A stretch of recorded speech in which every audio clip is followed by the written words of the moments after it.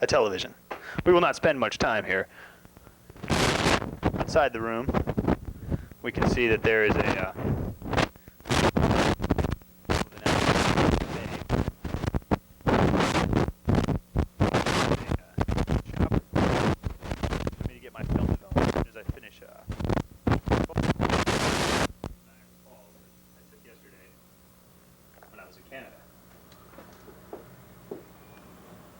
Basically, that just about does it for our hotel room here at the Crown Royal Hotel. We've entered Notting Hill Gate Station. You're like barging people over. Mugging right on me. We're riding the escalator down to pick up the Central line. Take us over to where? Where are we going? Tottenham Court Road. Tottenham Court Road will be our next stop. We'll pick up the action when we get there.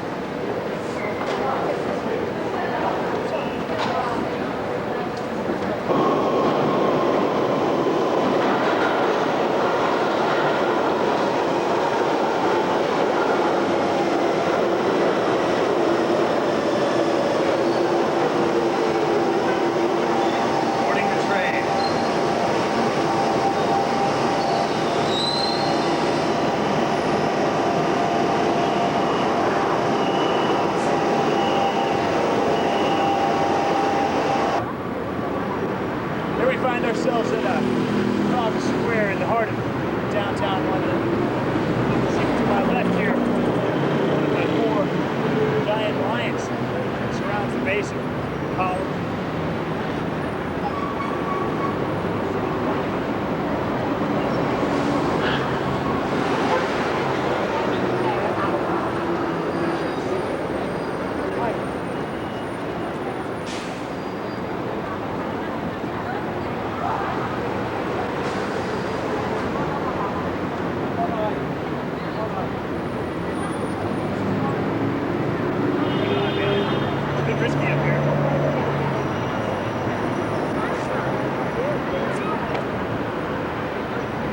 Shot of the column.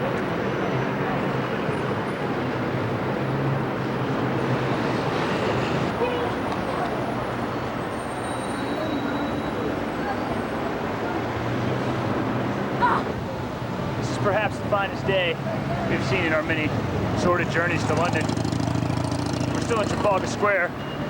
If you look back behind you over your right shoulder, you'll see that Nelson's column is Nelson proudly surveys Westminster and the Thames River.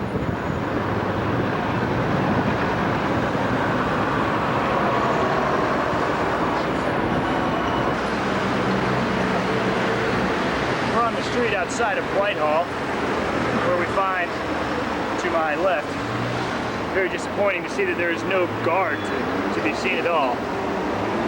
It seems to me that budget cuts have forced the guard out of duty and left Whitehall virtually unguarded. In fact, not virtually, but completely unguarded. We find out by walking a couple hundred yards down the street that actually we were not at the main entrance to Whitehall, and the guard is on duty. Whitehall is well guarded, though people seem to be walking in and out as they please. But anybody menacing the guard will spring to action. The same goes for his buddy over there.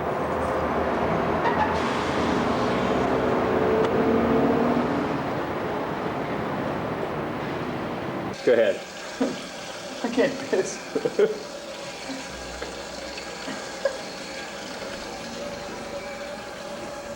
We are in commie restrooms. Yes, land of the public restroom. 20p for a p. I think that it's a bit egotistical to build urinals right to the ground. Big Ben, Little Ben, 1995 edition. In full color.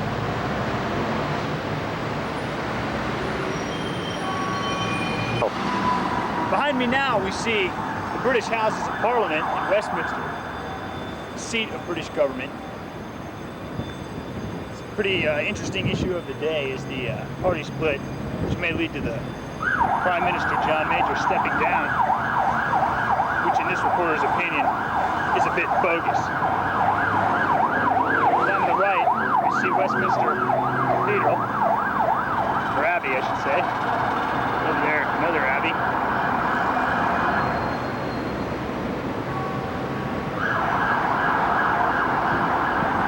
In front of us now, we see a profile of Sir Winston Churchill.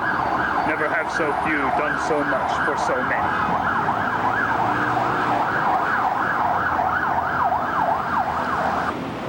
In front of us now, we see Oliver Cromwell, one-time dictator of Great Britain, perched on his marble column in front of Westminster. We find ourselves now at the front of Westminster Abbey. You see that it's being restored, looking quite nice on its 900th anniversary. We'll be getting ready to go in there. Unfortunately, there was no photography allowed. Also, I was commenting on the heat that I mentioned earlier. It's so hot today, actual beads of sweat are forming on my forehead. A first ever in London.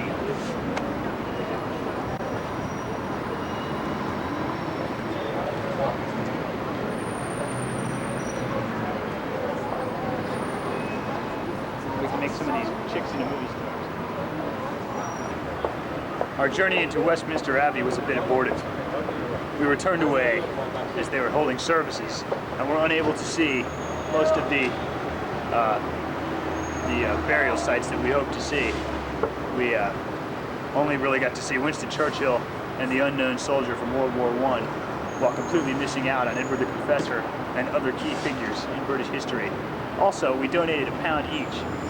Basically, we were ripped off.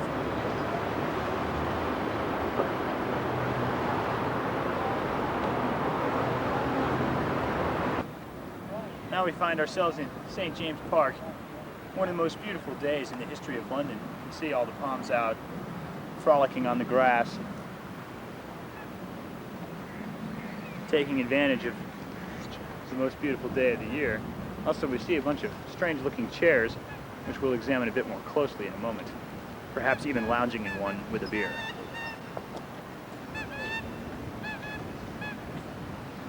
The next shot.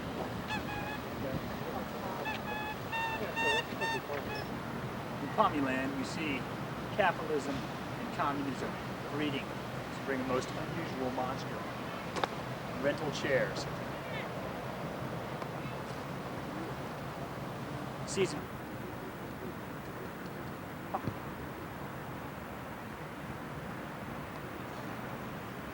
St. James Park. London, England.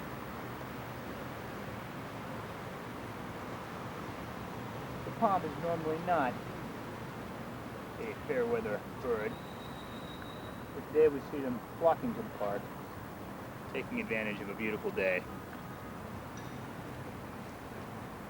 These chairs have sprouted up overnight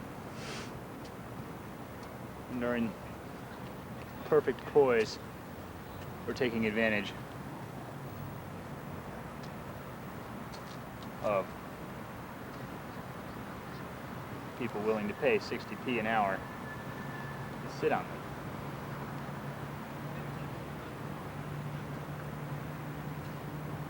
What a poor investment it would be going into the season pass. How much was that?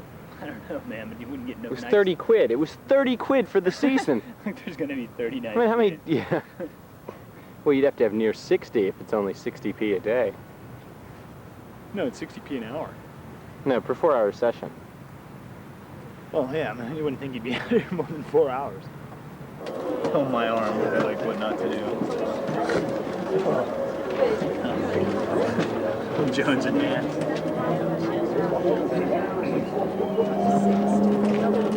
Just say it. What's that? Rush hour. London.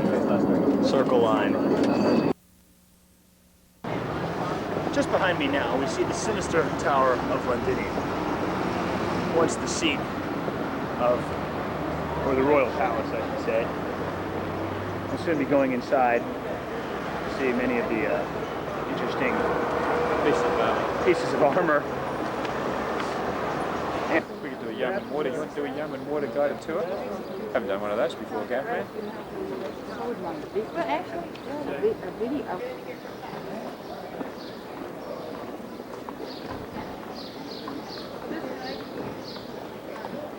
Oh, I love it. This is the best part of the whole thing.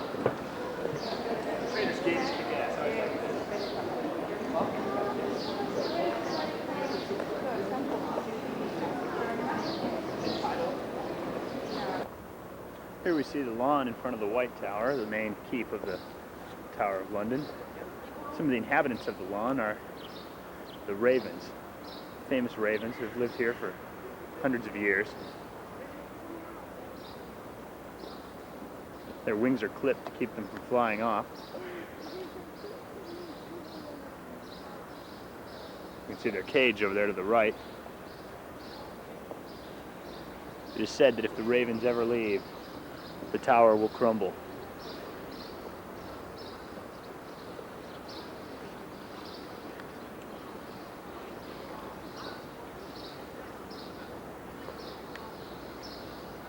And Helen Gregor bailed on us.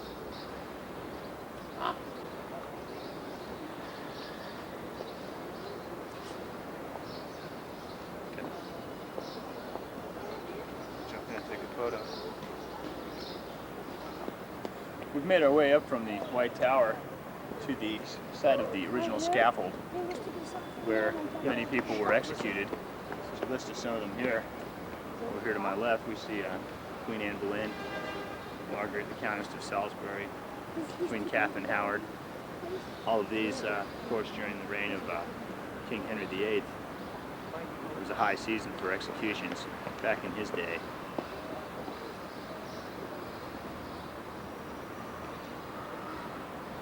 Did you guys go into the jewel or the bloody tower yet? No, we got badass photos of ravens that were really close.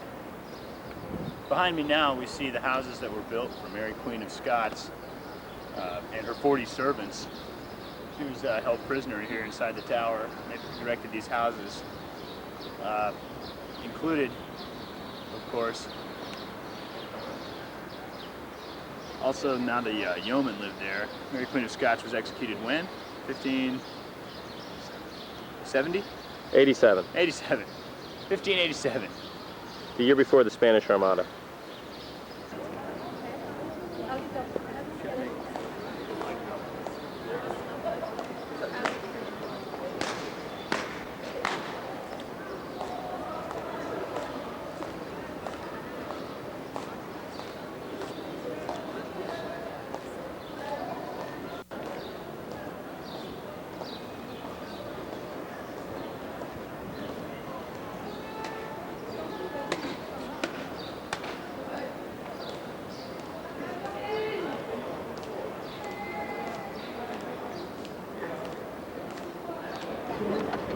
Just finished our tour through this building behind us, which houses the crown jewels, the most impressive display. But unfortunately, photographs were not allowed. Over here again, we see the White Tower. On the top of the weather vane there, we see a crown, which indicates that it is a royal residence. I would just like to say that I was very impressed with the Sir Francis Drake scamming of all that Spanish gold, which has been beautifully rendered in this little display here. Actually, I like the movie of the coronation of Princess Elizabeth. I was very impressed with that. I think that's very, very, very impressive. Ben was most impressed in there by the throne room. In fact, he was so impressed that he had to run through the building and go outside to find a throne of his own. The raven in the front too. You can zoom in on him to end your shot. They must do that every hour on the hour or something. Every hour, one flower. They've got a bit of a Winston look about them, those bloody ravens.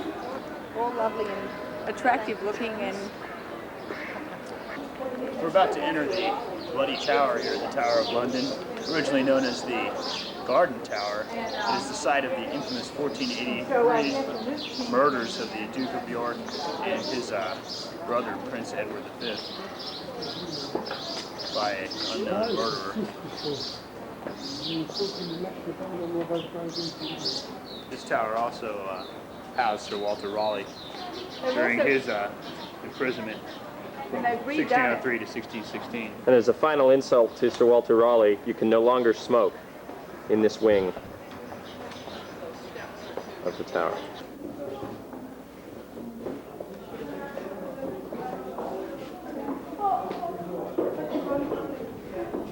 Be interesting to know what kind of scientific experiments he could have been doing. Probably developing his cigar leaf.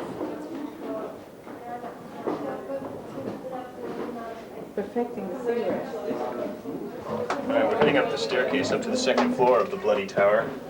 As you can see, it's a rather tight turn. It'll bring us up to hopefully where we can see where the princes were murdered, which of course is the highlight of the journey. I just turned it off at the end. After you said princes were murdered, I thought we were done. No, that's all right. I mean, I'll just keep talking until you can stop whenever. Oh, now we're going down again?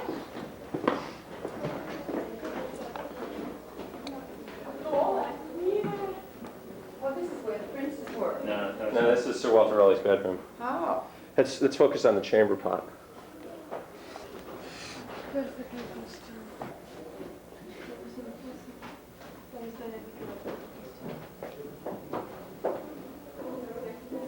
chamber pot, Sir Walter Raleigh.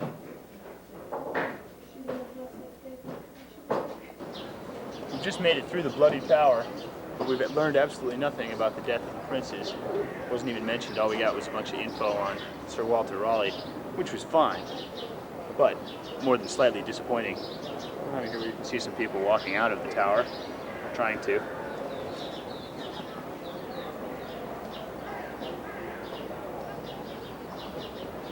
There's the Tower Bridge in the distance, looking nicely renovated. Okay, well, we've just seen the crown jewels, and we've been to the Bloody Tower where the princes were murdered and Sir Walter Raleigh lived for 13 years or so. We've already visited the crown jewels of England. We're now going to the White Tower, and we're going to have a look at Henry's armour and the Tudor crown, which housed the Tudor crown jewels. George. You, George. You, George is... They're all George. No, they're not. They've all got different names. See It's them sort of like labels? the, no, they're all George. It's just like the Beagle boys. Haven't they all got one name? Yeah.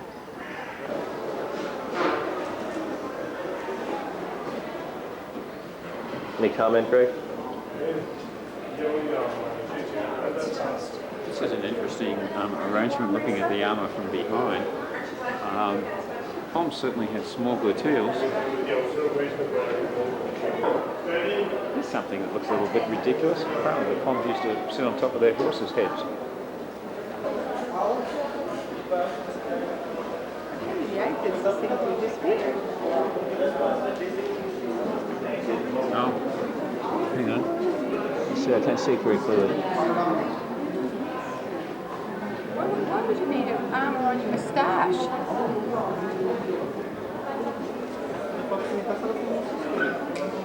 Greg? Yeah, it's pretty obvious what the drawback of this style of armor was. A rather vital region is left completely unprotected. Keep going. We'll contrast this with some armor we'll still see later. Me? Okay, well this one, you can see the quite marked change from the last one. You know, the old knee to the nads trick wouldn't work here. In fact, this is probably the forerunner of the wicket keeper's cup. Climbing the stairs inside the White Tower to the top floor, where we'll see the key attraction of our trip to England, Henry VIII's armor. I guess the guy who made this certainly got a promotion. Henry must have been permanently turned on by bouncing around on his horse. Looks pretty ridiculous, seeing that the guy was impotent. I wonder what came first. Although the styles of the armor we see change quite a bit, there is a consistent theme for protection of a key region. God. Out here? See Arthur. See that kind of armour is completely modern. I cannot believe the horses carry all of that weight. But look at the stuff on the horse. Great view of the tower over there, Gav. Memorial to William I and his, I suppose, his vision and certainly his importance power. Actually, the architecture over there is just, I think of the original White Tower itself, it's just Lovely. great. Except It's just a beautiful and unique building. I just wish they hadn't put in those 70s or 80s or whatever they were century windows. Maybe. I found the commentaries a little irritating. I found that the warders, beefeaters actually, walking around, try to glorify all of the terrible things that happen in there and obviously try to exaggerate them enormously. It's very irritating to hear them distort history. I'm sure that the way they're distorting it and pandering to the crowd who love that sort of stuff, it just makes it even sort of sicker. It's like the evening tabloid Star O.J. Simpson account of all the events that happen in the tower. It's really pretty sick and rate. The only thing I don't know why they missing is don't do it bare-breasted decently. women. Well, yeah, they'd probably have armour. Well, here we are in the restaurant at the Tate, and we're just having a drink because it's so damn hot outside, which is actually a plus because we thought we would be walking here in the rain. And Greg isn't here yet, so we're going to go try to find some Liechtenstein because we're going to keep the Turner for Greg. And that's in Gallery 23, which is not far, I hope.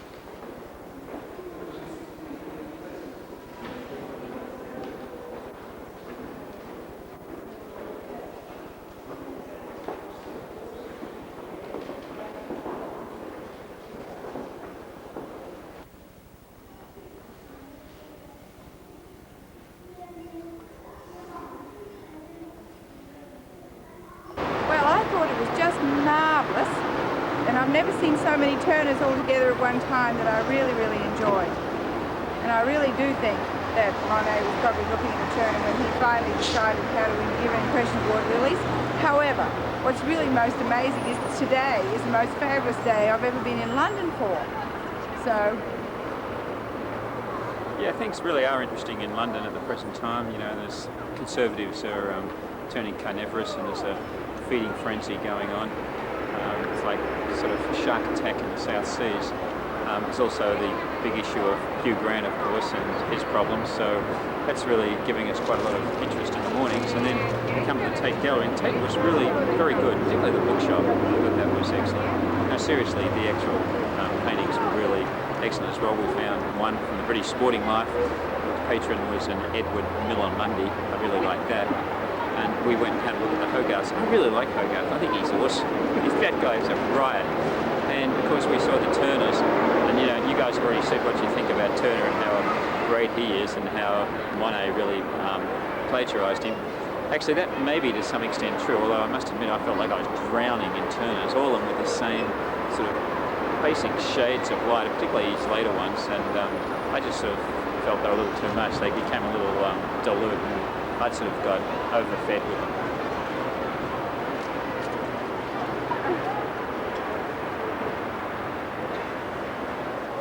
I want to say one more thing.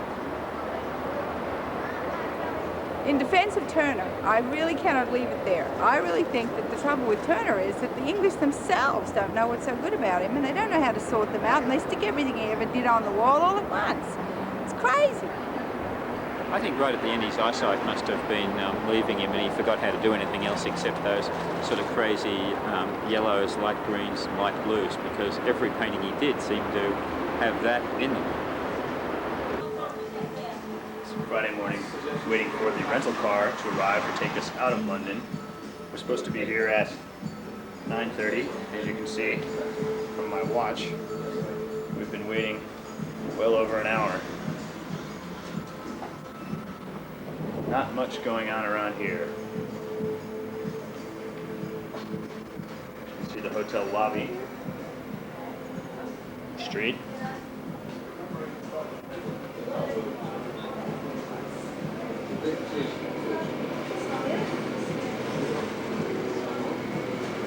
Extremely boring indeed.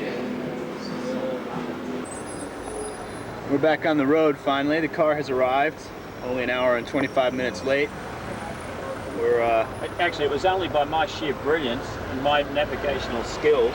You know, my skills actually rival Captain Cook's.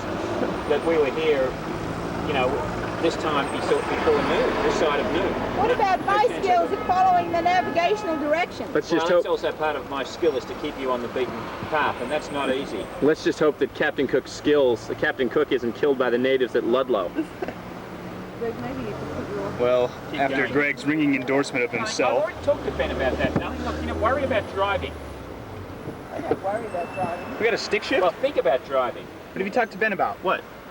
What did I do wrong? Well, Helen sort of on to me about my seat's too far back. It's not. It's fine. I got plenty of room. This is a big car. I know, we checked. I made them go out and show us. Oh my, I don't know if I'm going to be able to survive this car ride. Oh my, this is like total balls Am I to going balls to miss riding. I'm not used to this. Yeah, no, you're right beside. We made interlock mirrors. Okay, now we go down Craig Street down into the Edgware Road. This is complete balls to the wall driving. It's Helen's specialty. Total Helen's specialty. Okay, so we say farewell to Paddington Station. And the Crown Hotel forever. It's the first time I've been in a motor car in several days. And since I left my Nissan with some dude in Canada. Ever get Helen, that? follow that double-decker bus. Okay, Edgware Road coming up on the left. Do I go on it? I don't know if it's a good idea to film our entire Yeah. car journey. Well, we're only slightly lost. The We're not problem, lost We're at not all. lost. We know exactly where we're going. We just can't go there. And why don't they have any signs to the they ought to do it. M40? Well, is you know- knock down a lot of these buildings and put in a superhighway, and they'll solve a lot of their problems. Yeah, that's I envision it actually running doing right that. through Parliament. This superhighway is actually coming into town. You know, they just can't communicate anything. Yeah, that museum last night was like that actually. You know, like lots of individual pieces of information, but no overall story or Well, right through their bloody history, they've been imperialists. They're only interested in sort of authoritatively imparting elements and not really providing information. Seeing as to all of the land area in London is occupied currently, perhaps a highway built on pylons in the Thames River running east-west along the Thames would be the way. Might have to bulldoze a few bridges. I don't know why they just don't do a highway up high above all of this. Like, there's no reason. Half these buildings are short enough. Suspended at either end of the city by a I don't think that they've got a piece Tether. of steel that would hold that far. The moment of truth coming up. Can we get on? just jump the curb. We see people getting off. This is where you go, though, to get on, obviously. Good thing we didn't jump the curb. At least we just passed it. This is bogus, dude. There's nobody actually on the highway. So they won't let you get on near London. That exit turned off for some reason. It says 840 up here though. Here's the sign. This is a great place to have the sign. There's the sign. We can actually do it. We're on the roundabout.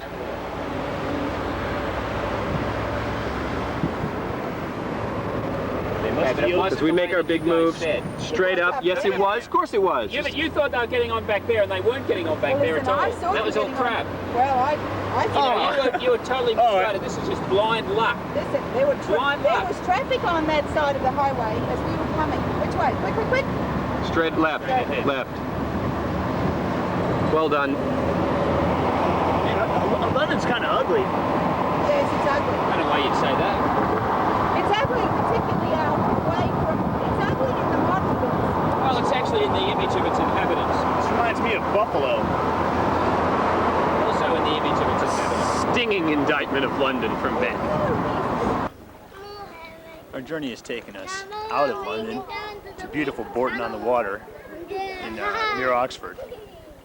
And we can see the Windrush River as it flows through the town. Many tourists lounging on the grass.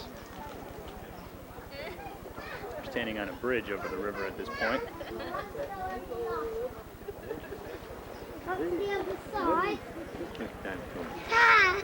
Hey, you're still filming? Yeah. We have a base. We look down the other direction, downstream.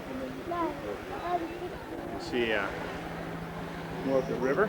Soon we'll go down to the rock that we visited 16 years ago. On this journey we will not visit Birdland, however.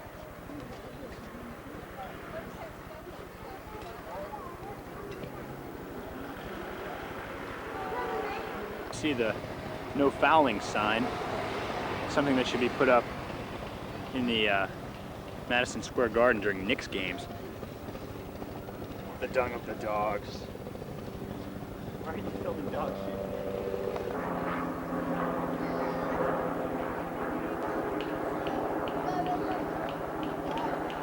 Having met rules.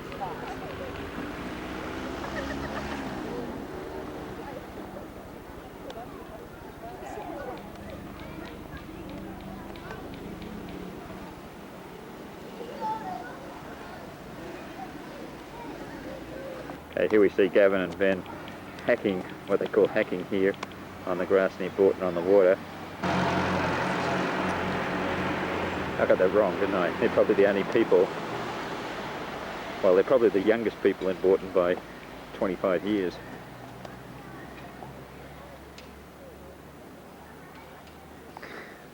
They always were fairly extroverted. They're great. Their great hamsmanship makes up for their lack of athletic ability. Guys, commentary. Well, we're here at Bourton on the Water 16 years later, and you can see that it hasn't really changed very much at all. Not bad tourist business for a Friday afternoon. Of course, the weather is beyond belief gorgeous. One thing let's get a close-up on the guy with the little kid over there behind Ben. Greg, behind Ben. Look. Close-ups on the top of your right hand. There? Yeah, push that down. Pull up her pants and come walking across. Yeah.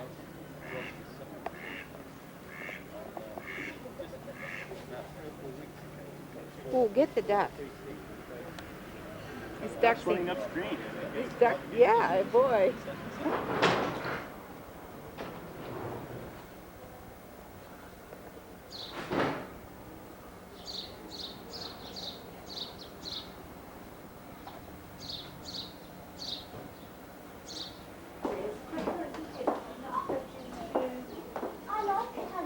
My hair has been successfully cut.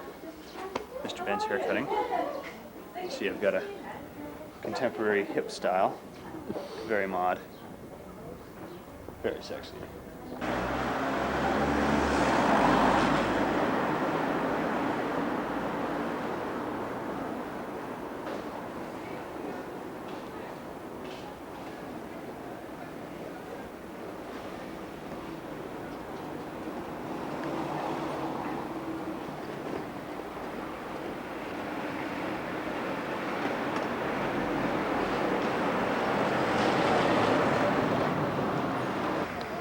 Oh, you taping in?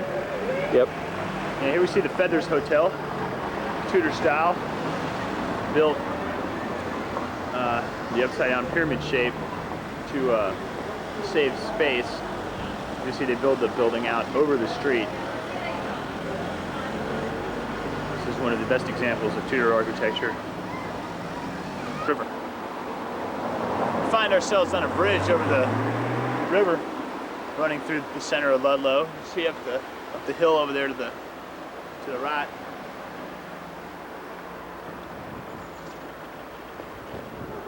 Watch out.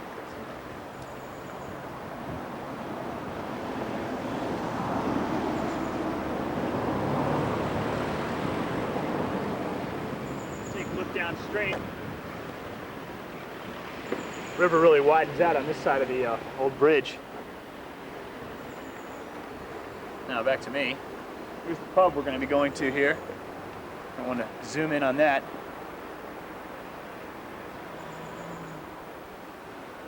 This bridge obviously was not designed for heavy traffic. It's only one lane, so the cars have to take turns going each direction. I wonder if Richard III ever rode across this bridge. Can't see the castle from here. We'll get some film of the castle. Here's the Shell station where Richard III gassed up on his way into London to take the throne. Here at Gavin and Ben, right outside Ludlow Castle, outside an extremely officious lady's apartment in the wall of the castle, hacking away.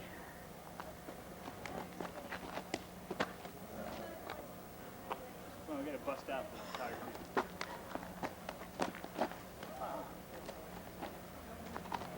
They're so dexterous. Gavin's had a pint and a half of Guinness and it's making him more flexible than he usually is.